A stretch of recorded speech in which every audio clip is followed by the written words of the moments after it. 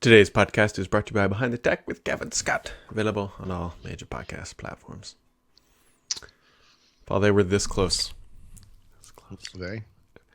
They were closer than the length of a cicada to announcing what I wanted. So close. Apple. Yes. So what close. Was it you wanted Apple to announce? So they came out and they said, hey, FaceTime. Your friends can now join you from the web and Android. Just click a link, join the party. I'm like, it's coming. Like, here it comes, baby. Here it comes. iMessage on the web. It's coming. It's going to be a part of this. And I just sat there and just waited. And So, okay. So I thought the same thing. But, I also feel like I'm getting a handle on Apple's whole schedule. And messages on the web is something that they will introduce a year or two from now, like that's the way they do things. Yeah. So no, same thing. The other one that was like that, by the way, is they started talking about xCloud, I guess, or xCloud on the whatever that was called. Xcode. I was like, sorry. They have so many similar words, Yep. iCloud, Yep. And I thought, here we go. Mm-hmm. This is a nonsense way for them to get around the hump, which I think regulators could be looking at, where you have to buy a Mac to develop for this platform, and it's one of the barriers to entry, blah, blah, blah. And they're like, well, this offers some kind of a web thing. And I'm like, wow, that's impressive. And that's that's not what that is. Although they did add, you see the Swift Playgrounds can create actual apps that you can post into the App Store. That's worth looking at. That's interesting. Yeah, so they announced a bunch of stuff. They announced, really not many surprises. Obviously iOS 15, the next Mac OS called Monterey, updates to Apple Watch, some other stuff along the way, a bunch of code updates. This was kind of a minor set of announcements in some ways, and I don't mean that in a negative way. Just kind of an overview, but to me, the interesting overarching thing that happened yesterday was the number of features or changes or whatever that were announced across the platforms, right? Yeah. The sharing stuff is going everywhere. The live text, which is kind of like a Microsoft Lens or Office Lens or Google Lens or whatever you want to call it, type functionality is pretty much going everywhere. There is such a thing. Moving their platforms forward at the same time with the same features where it makes sense, I think is the right thing to do, and is something we don't see in Microsoft. They'll introduce a new Microsoft 365 feature only on iOS or only on Excel for the web, or only, and it's like, guys, it's just, why wouldn't you put it everywhere? And then sometimes, a year, 2 years goes by and you're like, how come that thing that was on the web never came to the desktop version, or, whatever. And we don't know. So yeah, I think, sorry to keep going on and on, but I think part of the problem with yesterday was that there were rumors of new hardware, M1X maybe, or M2 type stuff. And whatever, those are rumors. But I think that would have been the big excitement, right? This, the keynote has nothing to do with the show. It's like the weirdest, well, except for the last 5 or 7 minutes. Yeah. But I think you could make a pretty good case that, new MacBook Pros, or higher end iMacs, or whatever these things will be, would be good are the things that developers are waiting for, right? When you want developers to adopt the whatever platform, some will just do it because they're enthusiasts, but really what they're looking for is an actual replacement for that 16-inch MacBook Pro or whatever they're using. And, I guess that's not ready yet. So, or they just want to have a separate event because they're like, hey, look, this thing, they sketched it out and said, look, this thing's already 2.5 hours long.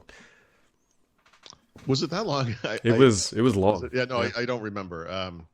It screwed me. I actually had forgotten about it, and we ate lunch a little later than usual, and I walked in at like 1:06, and I got on Twitter and I was like, oh, right, that's today. I literally zoned on it that badly. But yeah, and then I was right in the middle. I was getting ready to post something or send something in for the newsletter, and delayed it like an hour and 15 minutes because I couldn't I couldn't focus, but Hmm. it's funny. I don't remember it being that long, but okay. Well, there you go. I mean, same Apple presentation, they do a good job, I guess.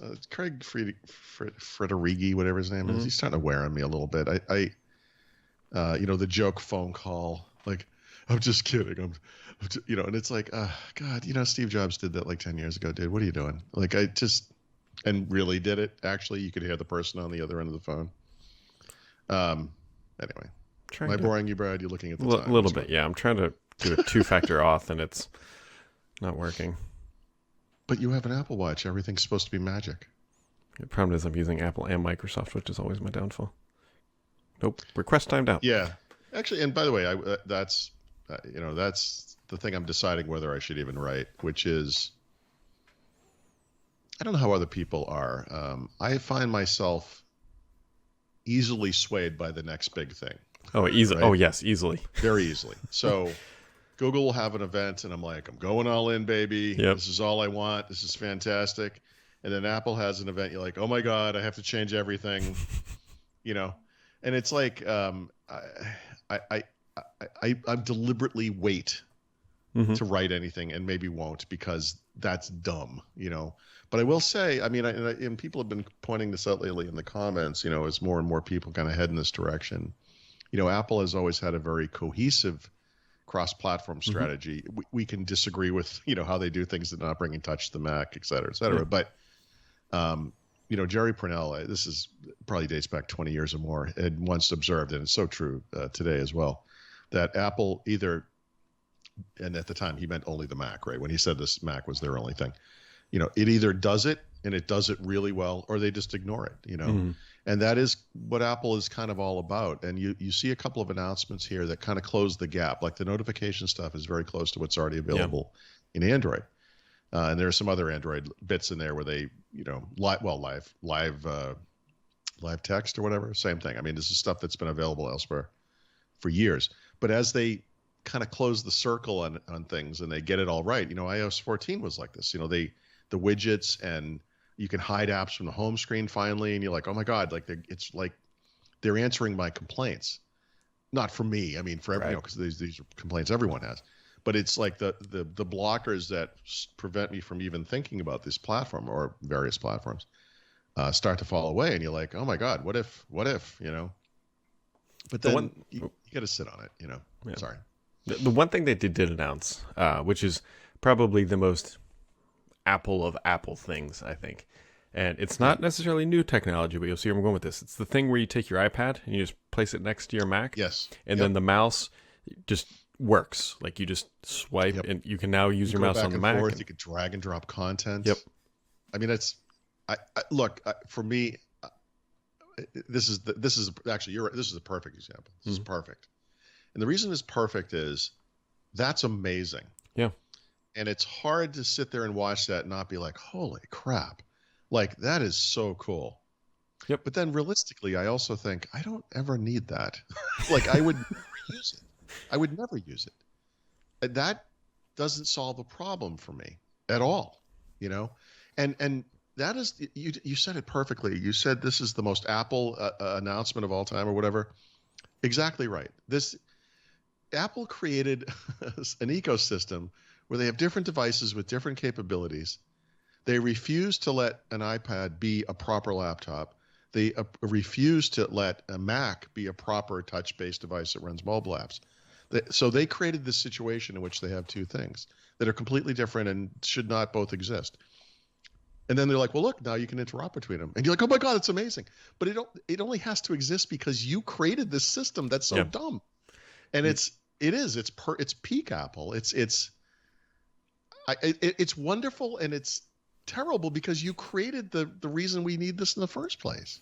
The thing I thought when I saw this is like, now they're just positioning the iPad as a second monitor, and that's how they're going to sell more of them, because it's like, hey, if you have a MacBook Pro and you want to buy an external monitor, now you can just buy an iPad and look, it just works. Well, I mean, maybe we should think about that from the flip side, because I think that I could be wrong about this. I mean, I feel like their iPad is maybe more. There are more of these out in the world, but now as I say that, I'm not actually sure. But The iPad obviously is very popular. This could sell Macs, right? And I do feel I've said this for a long time. This is why Chromebooks are such a big thing. Most people do their day-to-day stuff on a phone, but every once in a while you need that bigger thing, right? So you as an iPad user, you might be like, look, I could get a keyboard cover in it, but it's like, maybe this sells Macs, you're going to like, I'm going all in on this thing. I'm going to have an iPhone, obviously, a watch, an iPad, and a Mac. I mean, I'll do the whole, I'm going to hit it's not even a trifecta, whatever that's called. But that's actually just the noise of their stock price going up. yes. Yeah. So I don't know what to say. I at the end of the day, this is I will go over it. I don't know if I'm going to write this, but I feel like this is like the M1. Like it's interesting. Mm-hmm. And if you're in that world, there's some advances going on here, and that's very good for you. But for people outside of that world, it's like, well, I don't know. I'm not really sure this changes the equation so much, No, but it's for people who have both, who are just whatever, gonna buy them, and it's it's neat. It's mouse without borders with copy and paste and fluid functionality. No, it literally is incredible, and you could make a great case for needing that on the same platform. Why can't you do that next to another Mac? I mean, what if you have a desktop Mac and a laptop and you want to, and I guess this stuff built into the platform, you don't have to worry about that kind of thing. But, obviously if you're saving everything to iCloud, this stuff is all synced and your documents are everywhere, blah, blah, blah, whatever. But I don't know. It's interesting. And, Apple, speaking to the slowness at which Apple does things, and you were talking earlier about messages on the web happening, they introduced, I forget what the name of it is, app folders or whatever, that all apps thing over to the side of the iPhone. That came to the iPad this year. And it's like, guys, and they introduced widgets last year, but then they made widgets that actually make sense on the iPad this year. And that's how they kind of do things. It's like it's kind of a slow boil, Yeah, you're kind of a slow boil. That's true. Oh, I was trying to do a nice segue, but it didn't work. Because something else you should slowly boil into your podcast feed, actually you should add it immediately, is the Behind the Tech podcast with Kevin Scott. This week we are highlighting the episode with David Baker, where they're influencing protein design and research. It is a very cool and in-depth topic, something that if you listen to this podcast, there's a pretty good chance you're going to like this one too, because it's by Kevin Scott, the Chief Technology Officer over at Microsoft, and there is an impressive back catalog that you should definitely check out, because there is a lot going on. You can find that on all major podcast platforms. That is Behind the Tech with Kevin Scott. There was something else that was going on at WWDC, and I totally just blanked on it because, yeah. Okay. Well, I mean, like the watch stuff was fairly obvious. The TV stuff, like whatever. Well, they made a big deal about their spatial audio coming to everything now. Well, I can't believe what I forgot. I don't even know. Yeah. Their audio message is a little confusing, and and it will remain confusing for years, because only slowly over time will they adapt products to support the newer stuff. But they have spatial audio, and then they have 2 levels of lossless. Yep. And then they have like 37 different audio hardware products that support some mixture of those things. And it's very strange. Like they talked about things like, it's so obvious. You can put 2 HomePod minis next to your screen, your TV, and have stereo audio from your Apple TV. Duh. You could also put a Mac there and use it as an AirPlay speaker. And it's like, I don't think they said this exactly, but the thought that went through my brain is I could buy 2 MacBook Pros, position them on either side of the TV, and use those speakers as a stereo pair for watching an Apple TV. And that's ludicrous, but I'm pretty sure you could do it. Yep. And then, but if you want the best audio experience coming out of not the best, but if you want a really good audio experience coming out of the Apple TV, buy those $550 Apple, whatever they're called, AirPods. What are they called? The big things? AirPod Max. And then you'll get Dolby Atmos. No one else will. You can do that. I guess I'm sure they support a family of 5, each with their own pair of headsets, enjoying their perfectly centered, immersive audio experience, for the low cost of, what is that added to, $600 or $6,000, whatever, or no, $3,000, whatever it is. Yeah, it's just water under the financial bridge or something like that. The other thing too that I mentioned to this Paul sort of privately while this was all going on. So we had Apple do their big thing and they announced their new OS. Yeah. June 24th, Microsoft is going to announce their next generation of Windows. It will be interesting and hopefully not sad to compare them, how Apple positions and talks about features and things coming to the OS versus what Microsoft is going to do, and see how those kind of mesh or don't. I've never written this, but it occurs to me that one of the things we should expect and demand from this next generation Windows, whatever it's called, right? Even if it's just called Windows 10 again, is for Microsoft to fix the enduring problems that it created with Windows 10, right? The ads that are everywhere in the operating system, the crapware that it bundles that it said years ago it was going to get rid of, the Microsoft Store problem, which we think is going to be addressed in some. But also like the privacy stuff where you can't turn off telemetry, the Windows as a service stuff where they can't reliably deliver an actual feature update to this platform ever. It's so bad that for the past year and a half or 2 years, whatever it's been, we have not gotten a proper feature update. There are fundamental things I think that need to be fixed. The user interface stuff, I've been a big proponent of that kind of stuff, dating back to like the Plus packs where everyone's like, oh, this is silly. I'm going to pay $40 for a box full of icons and mouse cursors and stuff. And it's like, guys, you don't have to buy it, but these changes are important for people. They help personalize, make the system yours, and in this case with the Sun Valley, make it just better looking. That's all important, but I think we should not lose sight of the fact that I don't know if they're foundational problems, but there are more fundamental problems with Windows than how it looks.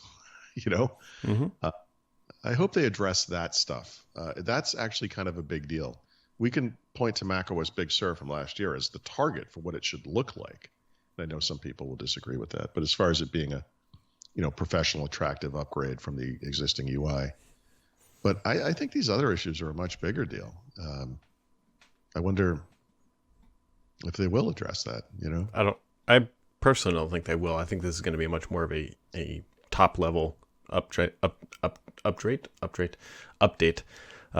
to it, which reminded me of what I forgot about before, Paul.